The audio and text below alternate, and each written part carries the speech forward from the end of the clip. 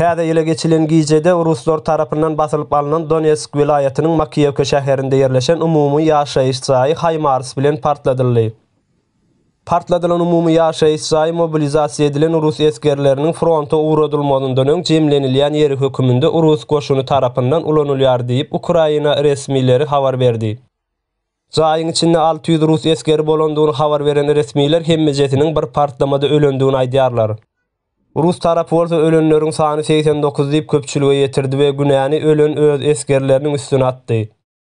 Eskerler telefon ulanmak gadagançylygyna boyun egmendikleri üçin Ukraina goşuny tarapyndan ýerleriniň belli edilendigini aýdýarlar.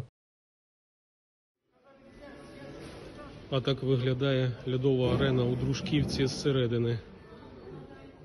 Rus baswalçylar Ukrainanyň bu hüjümine jogap höküminde Druzhivka şäherinde ýerleşen insanperwerlik kömegi üçin jemlenen azyk we beýleki haritlaryň saklanylýan ambaryny partlatdylar. Rus tarap ambaryň içinde ýarag bolandygyny öňe sürse-de, partlamadan soň düşürilen videolarda hiç hili ýaragyň bolmandygy görkezildi.